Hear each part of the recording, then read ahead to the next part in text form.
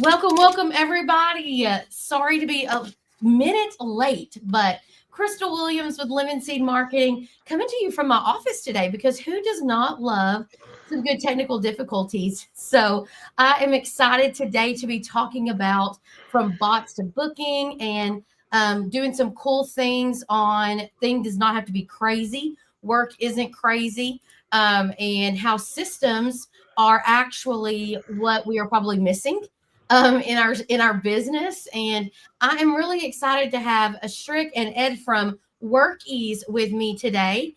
And so I'm excited for them to introduce yourselves again. Crystal Williams, co-founder and lead strategist at Lemon Seed Marketing, where we care about helping you build a strategy and build your brand. And then I'm going to toss it to Strick and Ed here for a minute, and y'all can fight over who goes first. Cool. Strick, I'm going to let you have the honors, man. Okay, awesome. Crystal, as always, amazing to see you. In the spirit of full disclaimers, Crystal and I have known each other for a few years, a few connection points in common. Her family business has served my wife's family in East Texas, grandparents, aunts, and uncles for decades at this point. And another fun fact is two of our not so young kiddos landed at the same university. So, Crystal, I might even bump into it at Parents Weekend this weekend. So, Maybe so. but we're thrilled to be here. Think the world of Lemon Seed. Last shameless plug, but if you're not following Lemon Seed on social, their reels and their TikTok is pure joy. Oh, thank you. We love that. We love the fun side. Over to you, Ed. Awesome. Thank you, Strick. Ed Medor. I am very happy to be here today to join Strick, one of Workies' fearless leaders. Strick, I've had the privilege now of working with Strick for about a year and a half, roughly. Strick, leading our as an executive vice president of revenue. Strick is here to often help me in guiding our strategic partnerships team here at Workies. And so that's the joy of my life, is being able to really focus in on how we can go to market, from a strategic standpoint with amazing marketing partners like Lemon Seed, to our OEM partnerships, distributors, different business coaching groups. And so it's truly a pleasure to be here today and to roll up our sleeves and to talk about the fun stuff, because I'd like to say if your business is feeling chaotic, it's probably not you. It's probably your systems. Yeah, absolutely. So, I just want to frame this up a little bit. First of all, the three of us, would love to know where you're coming from, what business you're in the chat. So, we just like to know that. Sometimes we can utilize that information to give more real world examples. But just to kind of frame our conversation today, like Ed just mentioned, a lot of times chaos comes from lack of clarity. Emily, my business partner, has been really into that lately. Like, is this problem truly because of lack of clarity? And so a lot of times there's that, but also this idea that we don't have good systems in place. We don't have good data to make good data driven decisions. It's probably your systems in some form or fashion. And so we're going to talk about how better tools, clearer processes really can free up your team, increase revenue, and honestly reduce the stress that a lot of contract owners, especially owners that are running their own businesses, really run into on a consistent basis. And so today we're going to have a little mix of marketing and operations systems and tools that really can help you maybe calm the chaos a little bit, especially for my HVAC people as we're sliding into shoulder season, and my plumbers. Some of you are ramping up because it's going to be cold, frozen pipe life. But even my roofers, pest control people, they're going into shoulder season. And so now is a time that you probably have some capacity to work on things like cleaning up data and training and all of those good things. So the first topic right out of the box is maybe the real reason that work feels so hard. And in our prep, Strick, I know like one of your thoughts was maybe expound a little bit more. Either one of you can take this on. When we say that it's a systems problem, I know that Workies is a FSM or CRM service. Is that one of the things that y'all see on your side that really is causing a lot of heartache, heartburn? Maybe is what I need to say there. Yeah, I think there's a couple of things there to unpack, Crystal. Certainly, yes, Workies is one of the field service management or CRM platforms for the trades. And I think where the chaos can come from is contractors do a great job, building their brand, working with, organizations like yourself, Lemon Seed, and the phones are ringing and they're seeing inbound and they're working with their teams to create more efficient ways to convert. But the landscape of technology and software in particular in the trades is very fast evolving. And so there's a number of point solutions out there that kind of do one thing really well. There are processes that you have to enable your team with, and that's not a one-time thing because you have new team members coming, you have team members, hopefully retiring and going on to the the swing on the front porch. But constantly looking at your business, and Crystal's exactly right. We're moving into shoulder season. This is the time to evaluate your processes and look at the first question I would ask is, are your processes connected? Are they, if possible, embedded within the solution? Is your data clean? And that's not just your customer records, but it's also your job boards and anything else that touches those. So when I say the phone's ringing and inbound's coming, maybe they're working with Angie or Thumbtack or hopefully taking full advantage of what they can do even for free on Google. But how is speed to lead being accomplished? And it's a big team with dispatchers and CSRs and technicians. I'll talk more about how that team can be optimized through technology, but that's a great place to start. Ed, anything to add to that? Yeah, I would just say, what's encouraging, I think, is, unlike people problems, because people can be hard to coach or change, like Strick's still having a difficult time getting me to learn brevity, right? Hard to change people problems, but what's encouraging about a systems problem is that they are fixable.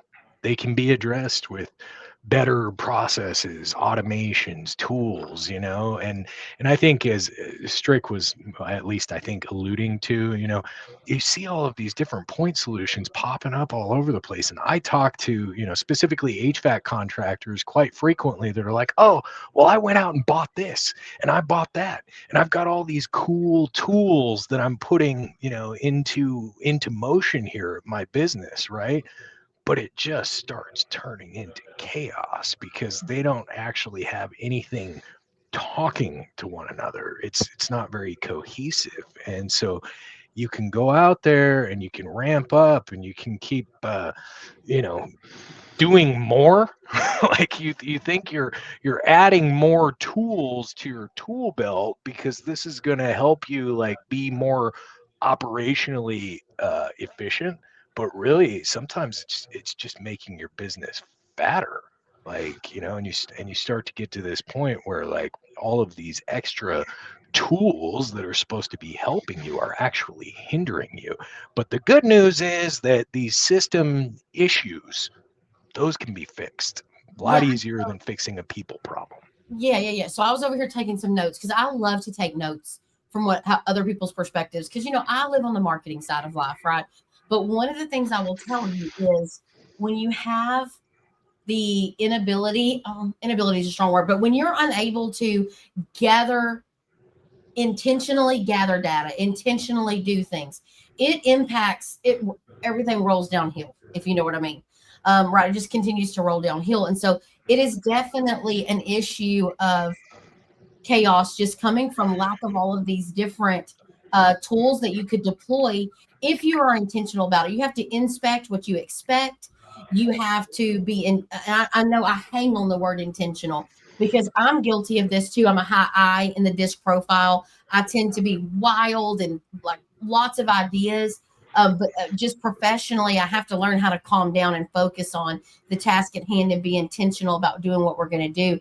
And so I am a huge person of like, whatever I have to do to back into getting good data for me to be able to make decisions. Whatever I have to do, I need to slow down.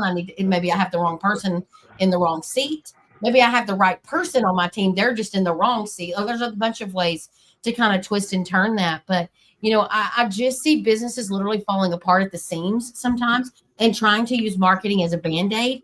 So they feel chaotic. So they're like, you know what? I just need more leads. When really more leads is only going to exacerbate the problem. It's only going to make you feel more out of control.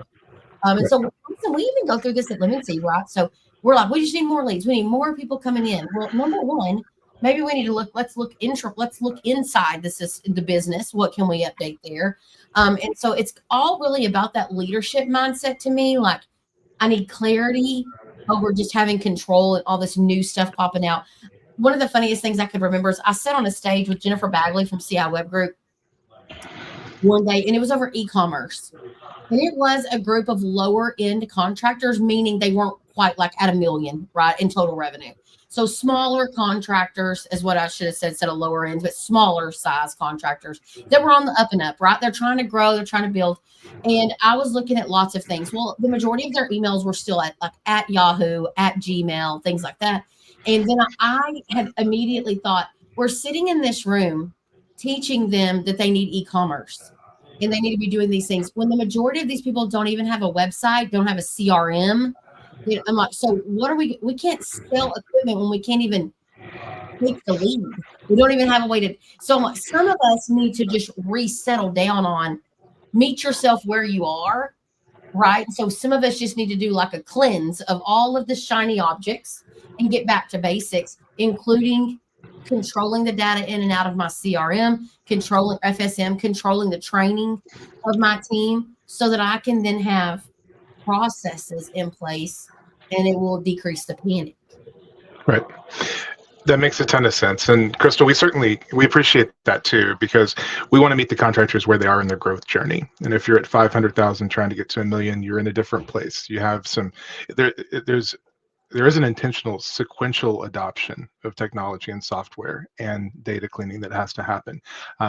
Good news is we're very fortunate. Workies, we have some clients that have over 300 users. The majority of our clients have maybe 5 to 30 users, and so we see the arc of that growth journey. And in a very small way, we celebrate it with them, because when we meet them where they are trying to get from 500,000 to $1 million, it's a very specific checklist of things that you have to go through. Is your foundational architecture of your technology, is it efficient? Is it tied together? Even if you're using point solutions, have you enabled the integrations to work properly and data mapped everything? And then we take a deeper dive into operationally, as you say, when the leads are coming in, and we know how incredibly seasonal most of the trades are. Do you have the tools and processes to be able to convert with speed to lead, either through automation or maybe an AI solution? And then if that's not present, then what is your people system and strategy? I'll give one specific example because I think it's resonant. We have clients, many of them, who've adopted a performance pay module. And what that simply means is that you have a way to incentivize your entire team to bring them together to understand that they're working towards one goal, which is converting revenue, driving brand growth through positive reputations and reviews, and trying to maintain profit. But the performance pay actually allows, inside of our system, to incentivize financially even a dispatcher or CSR that converts at the top of funnel to a booked appointment. Technician, most technicians are paid on performance, so that's much more common. But by tying together the financial incentives through processes and technology is one way to make sure that the team is operating, rowing in the same direction, minimizing swivel chair data entry, and dispatchers and technicians are high-fiving when a really solid, complete job is done on time. Maybe Crystal's taking notes. I'm just processing a little bit of like processes is one of the biggest things. Process is one of the biggest things they struggle with, and they get themselves in the way, right? They just get themselves in the way. Ed, what do you think? Yeah, no, I mean, I think what's important is that I was talking about how there's two different sides to this. You can go out there and you can overinflate and start looking at like way too much that you think you need in order to get the job done right. But you can also be running into an issue where, let's say you've got too many technicians and not enough communication because like you just literally don't have any systems in place, right? Like you're trying to over engineer You know, to Strick's point before, not every business is in the same place. One of the things that drives me absolutely mad, Crystal, you can probably back me up on this one, right? You got an HVAC business that opens up, for example, and he's trying to figure out, like, you know, what should my pricing be in the market? So he picks up the phone and he starts calling all of his competitors, and then he lands at this magic, you know, labor hourly rate that he's borrowing from the guy down the street who's in a completely different place in his evolution as a business owner, right? And so, like, not everybody's in the same place, but I think what you really need to do is, you know, you need to kind of have a level set.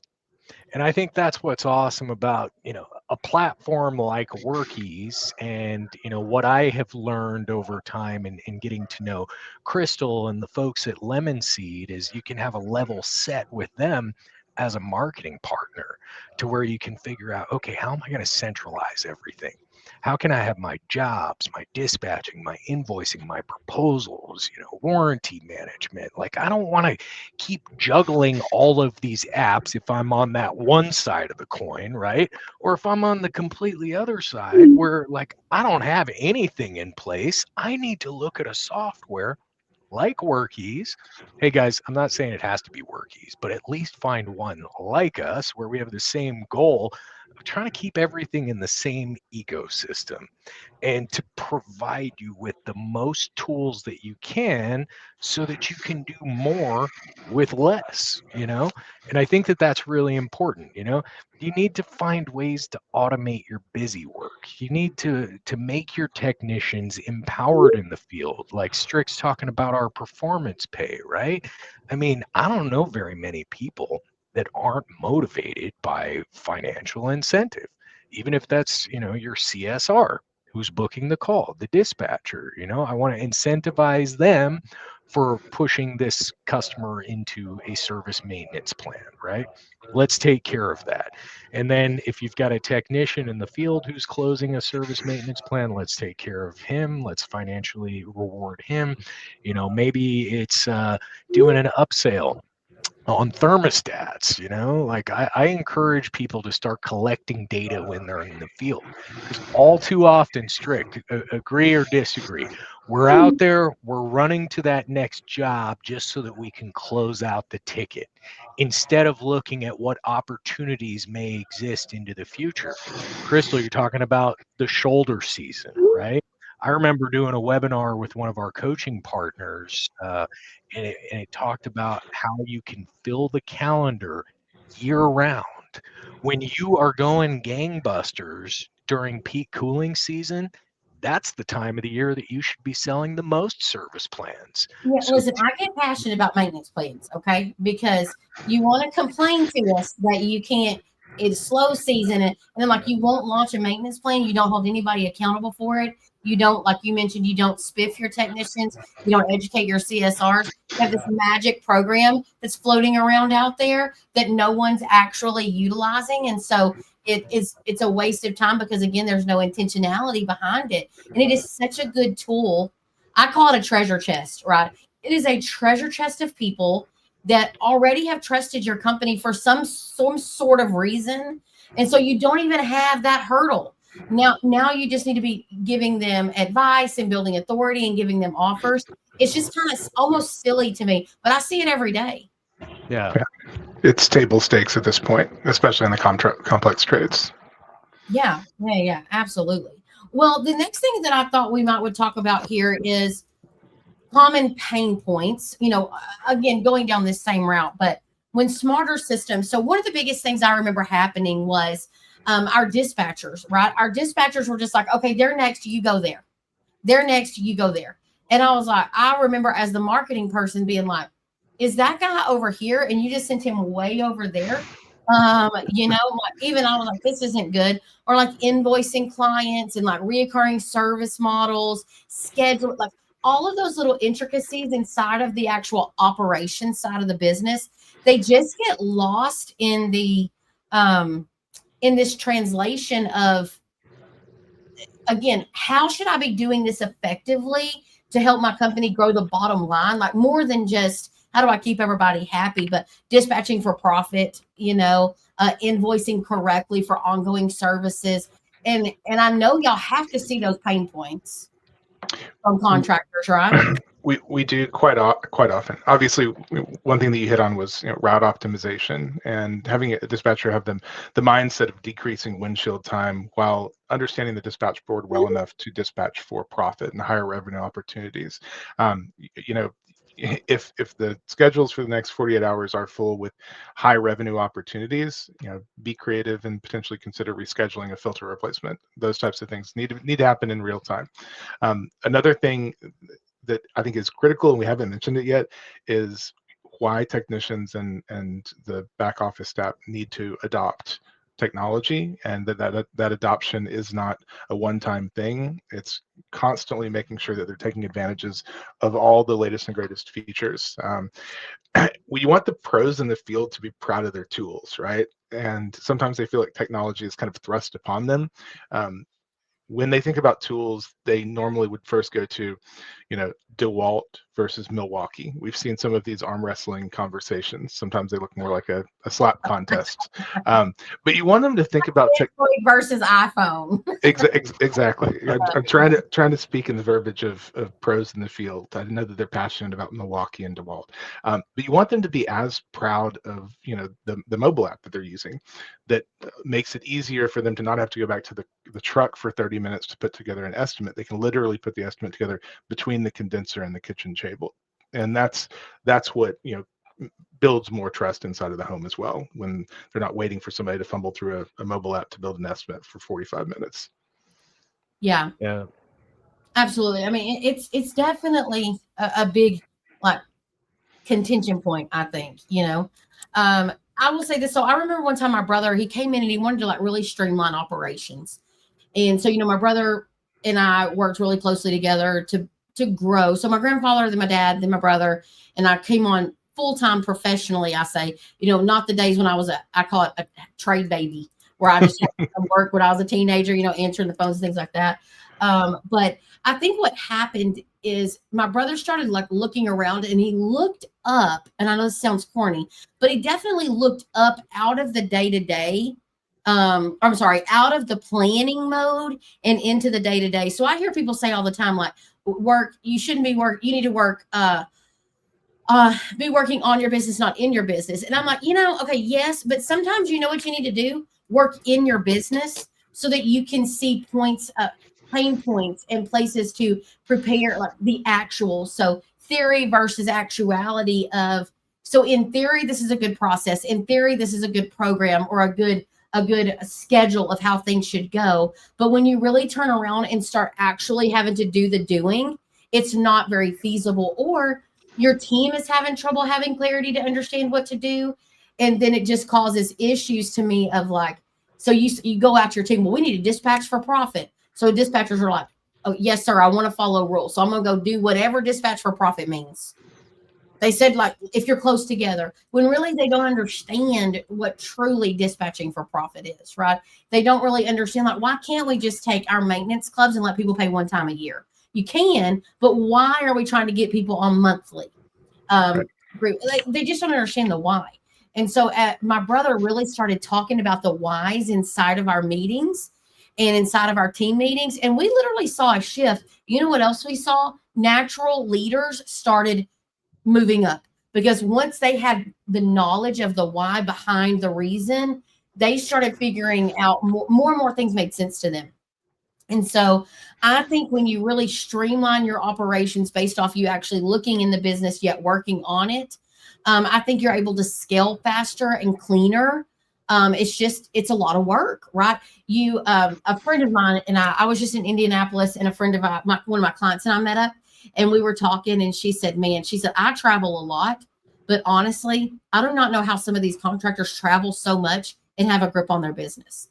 And I want to tell you, they don't. They live off of literally a P&L, and the P&L is all that matters. And they don't ever stop to go back and look and say, this is what we could be doing. This is how we could be utilizing our FSM better. A part of onboarding with Lemon Seed is us taking a look at your actual dashboards and your performance. And so I'll say, hey, how do you what are some tasks that your team is doing that your technicians are recommending in the field that we could then create a custom audience for? And they're like, I have no idea how to look that up. And I'm like, so if we wanted to go look at last summer, everyone that we added refrigerant to their system last summer, and we want to say, hey, the first pound of refrigerant is on us this summer because we know there's a leak. We know there's a problem. And we know odds are this could lead to a replacement. Why couldn't we curate? Well, and they don't know how to use their own CRM to extract data to help us have a creative marketing plan. Yeah, that's a great example, Crystal. And going back to what Ed said about just doing a little bit of a whole home inventory when you're there for one trade, but grabbing a data plate off of a water heater, or just knowing that you might have served a piece of equipment that you didn't install, but it's still got another 12 months on warranty eligibility that you could add. So there dozens of examples like that. That's a great one. Because warranty eligibility, like, this is so corny. So all the dudes on the call are going to be like, oh, this is so corny. But let me tell you, don't worry, you're not the decision maker anyway. But if you do something like, happy birthday to your water heater. We installed your water heater 10 years ago today. Happy birthday, blah, blah, blah. By the way, you're out of warranty. Like, you could do some really fun stuff and people are going to be like, did my plumbing company just sing happy birthday to my water heater? And they're, and they may not need anything. Everything may be fine, but it is sticky and it is memorable. And right now, in a world where the world is very noisy on social, on everything, I really think that homeowners, let me use average consumers, are looking for some clarity. They're looking for something that breaks out of the traditional side. And I think right now we're about to see a turn away from digital marketing, where now people want to be a lot more like user-generated content driven. And again, this is why it's important that your processes include asking for a review and gathering good information. Make sure that what your technicians are putting in the CRM itself is actually good wording. It's spelled correctly. It's working correctly. You know what I mean? Like, I think we're going to see a shift where everybody went paid ads for 10 years right now, PPC and GLSA and all the alphabet soup. And now it's leaning back around where people want more authenticity. Well, imagine that. Yeah. So how can we develop and utilize programs and softwares that acknowledge that and make it easy for us to do it, and more efficient ways for us to do it? Right. That's my 2 cents on it. And it doesn't, just because you systemize does not mean that you're losing that touch of personalization. It's just that step is there to ask for the review or make sure that you've got a good synopsis of whatever the call was or whatever you've got going on there. And I know you guys probably see that a lot in your life when y'all are looking through all what people are putting into their CRM. I know at Workies, y'all are probably see a lot of that and get to see some unfortunate things and some really good things. Right. No, and I agree with everything you said, Crystal. And 2 things that I want to pull out of that. One is consumer first. Your narrative and the way that you talk about your brand is through that first person. It could be reviews, but the good news is that information's out there. And to Crystal's point, how are you utilizing it? There's a ton of information as well as images inside of your CRM. Have you enriched your Google business profile so that the different ways that the searches and the search results are being surfaced, you have the best chance of being noticed and profiled? So there's a lot going on there. Some of that, I spent 2 days at Google in Santa Monica, and so I'm thinking a little bit about that. But you have a very rich repository of data already that may just simply be either not well organized or underutilized. Yes, love the data that's there. So, I mean, I'm a big fan of that. So, I'm going to talk a little bit more about marketing for a little bit, and I want you guys to tell me kind of how programs like Workies and things can help with this.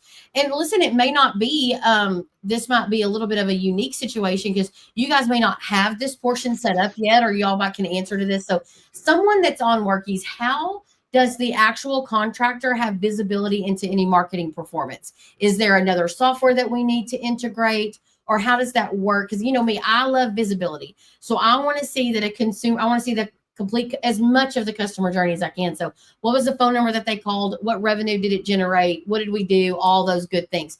What does that look like for your team? Well, I'll take the first part of that, and then Strick, you can jump in. I love that. Just one of the mantras, I guess you could say, at Workies is just trying to keep things super simple.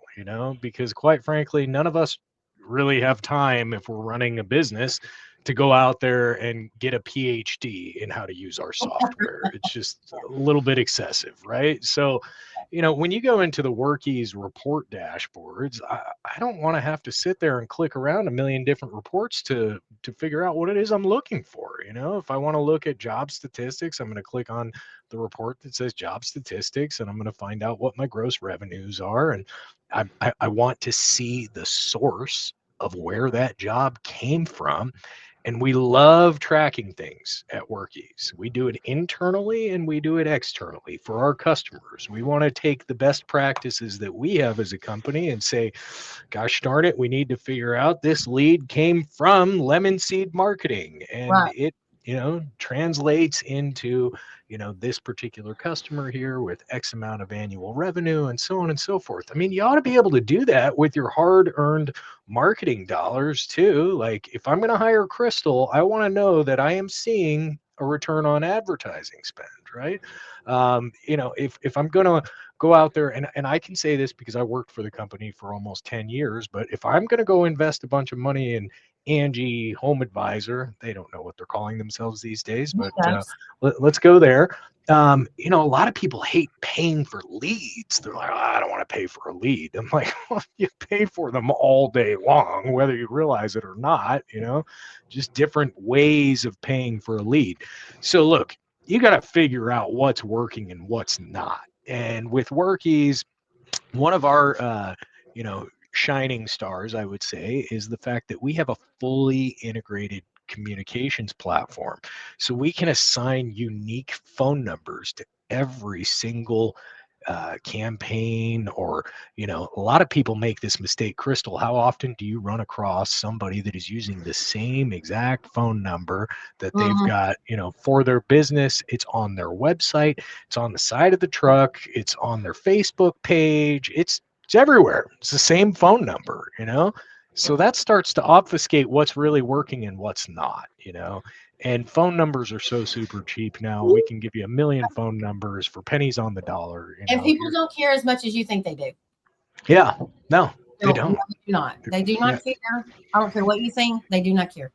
Just because Strick's got a catchy jingle that says, call me at 555-1212, it doesn't really matter. Okay. Listen, you know what? Your best argument to me is if you have a vanity phone number. So if Yeah. you're 1-800, your wife is hot kind of drama, then maybe.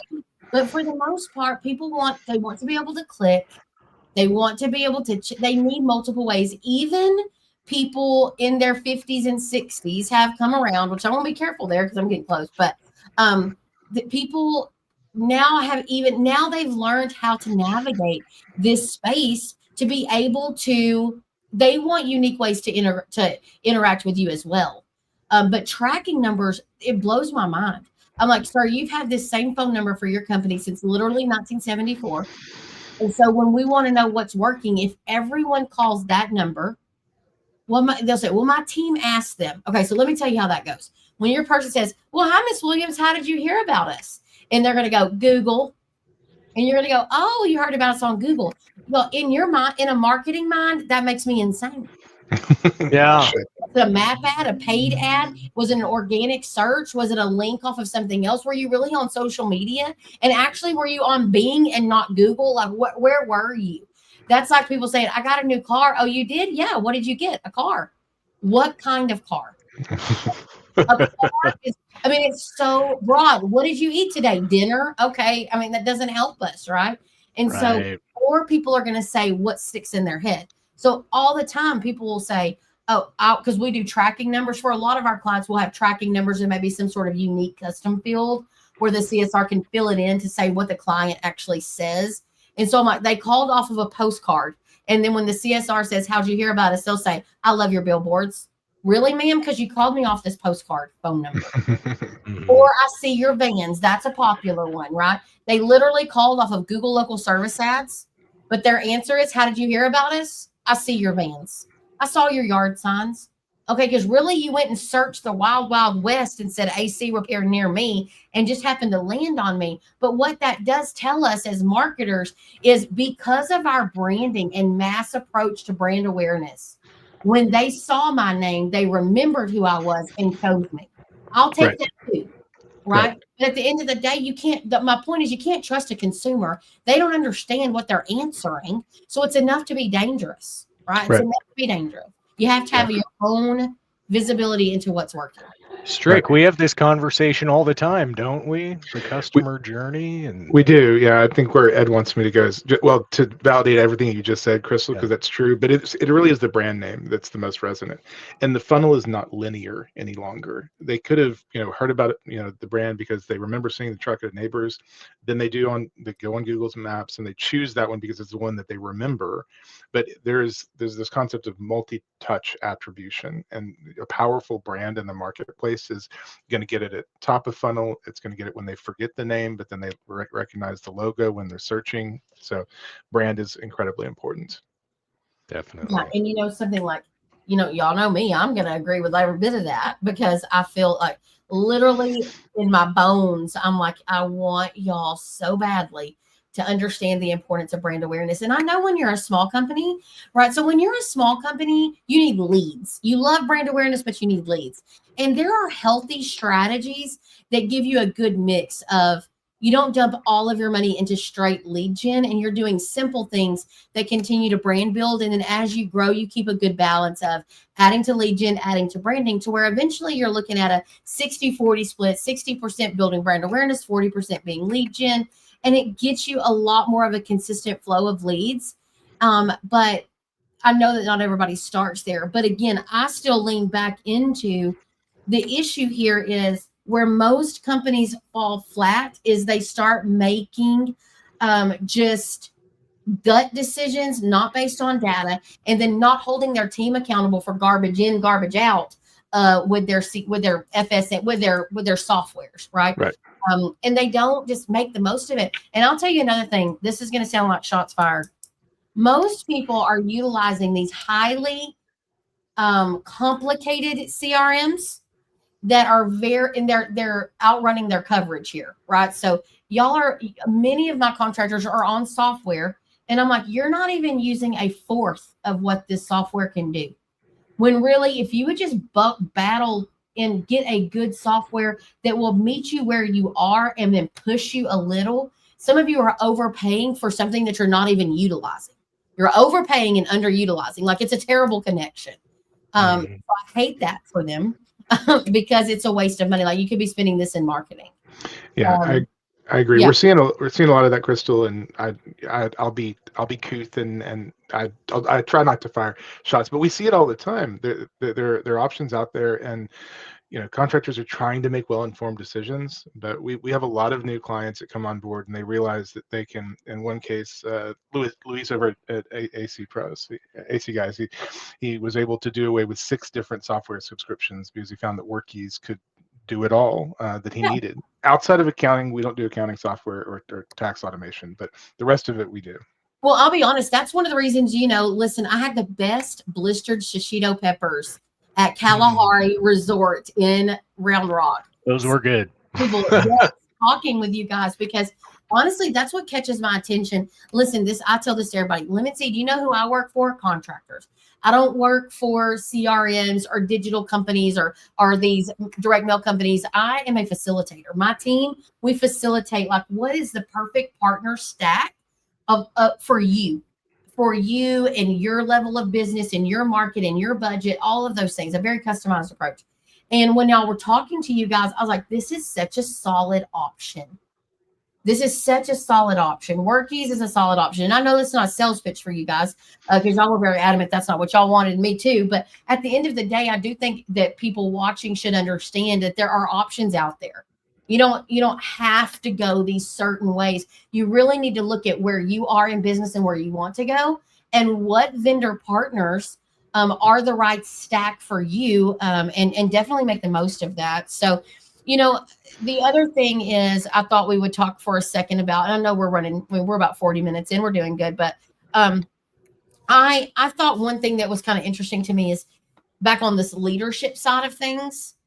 And so, like, I'll be honest, I don't know exactly where you two sit in leadership at your company, but I see a lot of contractors, and we've hit on this a little bit since we've been talking, but I want to empower technicians that have gone to own contracting companies to get them out of that technician mindset and get them into the leader mindset, but be the leader that they wish they would have had. Right. Right. And so I think what that means is you have to respect the position, right? We have to respect the fact that a technician gets in and out of their car 15 times a day. They're dealing with all types of homes, all types of home environments, old equipment, new equipment, people that are happy to see them, people that are pissed off to see them, right? And so you never want to lose like where you came from, right? Right. Being in the truck or being an installer, being a plumber.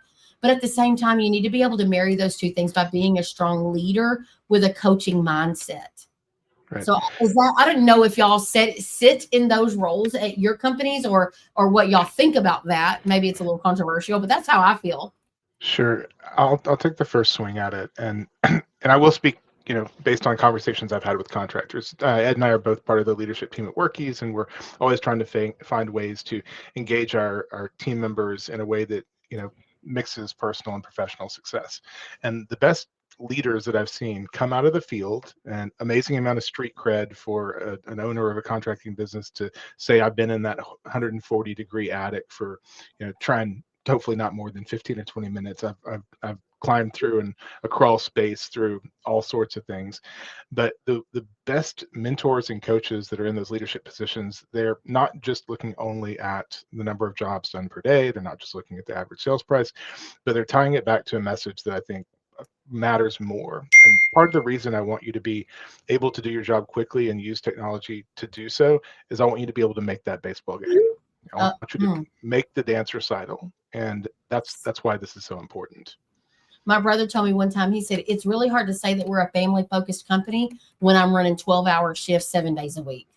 So we started implementing different structures to, hey, you know what? Yes, if you work the weekend, you're off the next Friday, Saturday, and Sunday, right? Like if you're going to push hard on your team to be available and do those things, you have to work hard, play hard kind of vibe.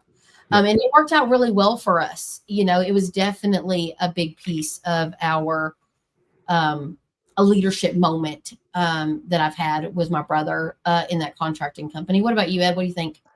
Yeah, I'm remembering a time, I think it was probably about a year and a half ago, where I was visiting with a distributor partner up in New England, and just kind of set up for like a little counter day, and I love when I get an opportunity to do that and actually meet contractors in the field, and specifically around this topic.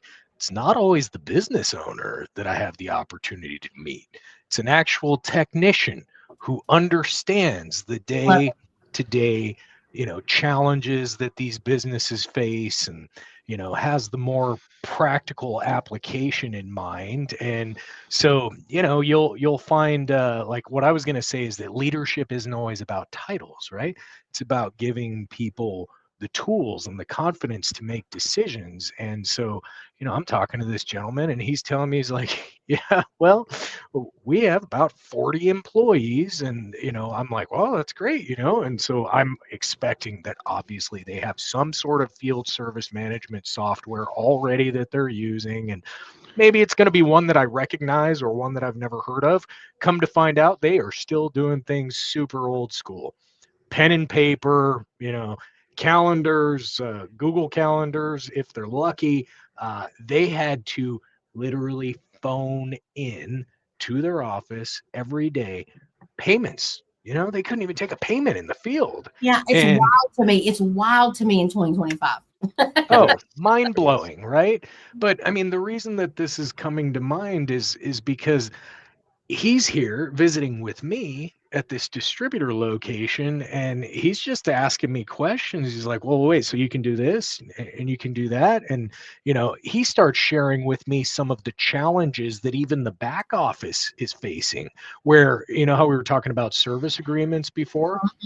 They're selling service agreements at their company, but guess what they also have to do?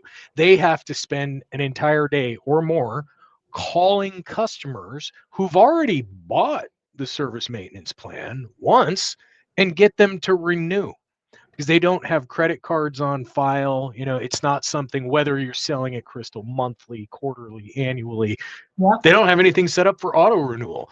Now that's going to create an obstacle where they've got to call and resell something that the customer had already bought once before. And he shared all this information with me. And he was like, look, Ed, at the end of the day, I'm not the guy who's going to make this decision, but I can tell you who you need to talk to. I can at the very least get you to sit down for a meeting with him, because everything that you guys do is something that could greatly benefit our company. And Yeah. so, sometimes a leader is someone who can, step up and, has the insight as to what some of the bigger problems really are. And I mean, there's a chance for him to grow within that organization big time. Yeah, and let me tell you, so I'll never forget this. When Lemon Seed started back in 2019, I got loved this client. He was precious. Okay, my little East Texas words. He was precious. He was in Arkansas. And when I got him, I was like, okay, let's talk about this. And you have this really cute brand. He's like, yeah. He's like, listen, I don't know what to do. That's why I hired you. So tell me what to do. So I was like, okay. So I launched all of these things for him, got his direct mail going, got his website updated, got social media going. And one day he's like, hey, I just want to let you know, I just ran a sales call. And I was like, perfect. He's like, yep, came from the postcard. I said, well, how did it go? He goes, don't know yet. Headed back to the office. I'm about to wrap it up. And then and then I got to call him and see when I can come back out and drop it off. And then I'll follow up with him in a couple of days and I'll let you know how it goes. I said, excuse me. I said, I want this to finish. But, it was hard because I didn't want to. This is my little millennial thing. I didn't want to yuck his yum where he was feeling good about it. And I was like, oh, okay. I said, so why couldn't you just present in the home? He goes, well, but how would I? But I gotta do a load calculation. I'm like, okay, yeah. So, but why do you need to go back to your office? He goes, well, who's going to type it up? I said, well, dear God, I hope a software. He goes, oh, no, I need to go type this up. And I was like, if this man tells me that he's typing this on a typewriter, I give up. I said, oh my gosh. And so I said, hey, I have an idea. I want you to look at this sales software that we have, that we work with, some of our other clients work with. He was like, okay. It isn't that he didn't want to do it, but he had been so much in the motion of that's what he's done for so long. And listen, 20, 30 years ago, that probably was fine. I mean, my grandpa, when he was running the business, he was notorious for a cup of coffee and a slice of pie, and you sat around and you shook hands. And I'm like, that the world is so much not at that pace anymore. And so I literally had to say, either we decide that that's going to be a weird differentiator for us, or we've got to adapt and innovate and be more. And then once I showed him how simple it was to click around in there and, and have it look nice and pretty and have his company's name on it. And then I actually introduced payment factor, like you're only financing 10% of your jobs, but then you don't sell them because they're too expensive. We need to implement a financial option. Thank you. Finance options. And I said, so then you present with payment factor. And he was like, this is amazing. And I was just like, but honestly, he's super open. But he just never stopped long enough to go look and see what he needed to be doing. And so it really does open my eyes sometimes when people don't realize that how detrimental they can be to their companies when they don't innovate. And out of pure innocence by not innovating, for sure. Well, let's do a couple little takeaways. Let's call this little pieces of advice, and I'll give you guys a minute to talk about it. But like some quick wins that you think you could give a little bit of advice to contractors, and I'll start with the marketing side. What I encourage you to do right now as a contractor that's in this space, maybe feeling a little chaotic, feeling a little out of control, not knowing where to turn, everything's kind of noisy. I would tell you from the marketing standpoint to start today adding in some sort of tracking. If you're not tracking, if you are tracking, go set once a week to do an audit of all of your tracking. Make sure that everything has a revenue, everything has a phone number, and everything's working. That then, once you start there, it will allow you and open doors for you to see actual performance. And don't be overwhelmed with it. There's lots of options. I'm happy to give you those options. Friends and family talk free. Send me an email, Crystal@LemonSeed Marketing. There are options out there to put in tracking numbers. It may not be very in-depth, but it's an option because you need to start getting some sort of transparency into what is working. So that's my piece of advice. Do one of you want to go next? Strick, I'm gonna let you take it. Sure. I'll borrow some of Crystal's language and intentionality, being intentional. So take advantage of shoulder season and look at the pieces of your business that you can evaluate effectively outside of peak heating season. And don't create a punch list of 24 things that you want to evaluate. Make it 3 to 5, and it could be the way that you're handling sales proposals, the way that you're managing customer data, maybe core ad spend, and then service plans, and what you love about it, what you don't. And this will be a bit of a shameless plug, but try to find some of that blank space on your calendar and go to the Workies website. Look at some of our case studies. The most powerful voice in the room is always our customers. And if you're open to it, we'd love to set up 30-45 minutes to just look at your business and help you evaluate whether or not you've got the right foundational software solutions in place already. Hopefully there's accounting, but CRMs, FSMs are a must-have at this point in the trades. Absolutely. So how do people reach out to you guys specifically? Like, did you just go to your website? Sure. I'm the only Strickland tutor on LinkedIn, but the easiest place to go is just workies.com. And there's easy ways to do a little bit of self-investigation, check out some of our case studies, crazy YouTube channel with lots of talking heads. But from there, you can easily schedule a demo. And then we'll make sure that whatever content is sent out after that, you have our email addresses. Mine's Sorry, didn't mean to interrupt you there. Please, Ed. I wanted to do you one better though. Okay, so I tried to have this landing page set up, and there was a technical glitch. So my apologies for that. So I'm going to give you the next best thing. Okay, I want you to reach out to me directly because I'd like to schedule that demo for you. I want to give you that extra, hands-on approach. So my email address I dropped in the chat here. I don't know if anybody's going to be able to see that, so I'm just going to spell it out for you. Okay, Edward is my first name, EDWARD .medor MEDOR @workies.com. That's WORKIZ.com. You can also feel free to send me a text message 303-356-9841. Happy to schedule with you either way. But we do have a link that we can send out to you, like in a follow-up email. I think, Crystal, you're probably going to email everyone that had signed up for today's session and maybe didn't get a chance to show up, but we can certainly get that out there to you. But to Strick's point, 20 minutes-ish, that's all we're asking for. Just like to show you how you can never hurt anyone. What's that? Information never hurt anyone. No, because we're not asking you to go out and get a Workies tattoo, although it would be pretty cool if you did, and Strick would probably pay for that. So, None of this is approved. Well, I'll say this. Lemon Seed's job is to help you get a marketing strategy in place. So stop worrying that what you're doing is not working. A good marketing strategy, and then give you advice on how to pivot when you need to pivot and get good thought processes in place. And also, like, how do you build a brand, helping you get a fresh look and a fresh approach to building your business. And so together, I definitely think Workies is a great option for those of you that are struggling on that side or just looking for some other options. Again, it doesn't hurt to at least go check it out, see what they have going on. I got to hear lots of conversations, and I love what I see. So, and listen, I'm hard to impress now. I'm kind of jaded to things, but I love what I see. So, listen, thank you all so much. If you didn't get to catch us live, don't worry. You can comment on in the comment section. It'll let us know that you commented, or feel free to email us at hello@lemonseedmarketing.com. Follow us on all the socials. I'm Crystal, CRYSTAL @lemonseedmarketing.com. And again, our goal is to support you, both of us, both Workies and Lemon Seed. We just want to see you be successful. So thank y'all so much for joining us. And if you're watching this on replay, thank you for watching it in the middle of the night or whatever you're doing. And we hope everyone has a great day. And Workies, thank you so much for especially dealing with my technical difficulties at the beginning of this. So thank y'all so much for being here. Hey, thank you so much, Crystal. Very much, Crystal. Absolutely. See you soon. All right.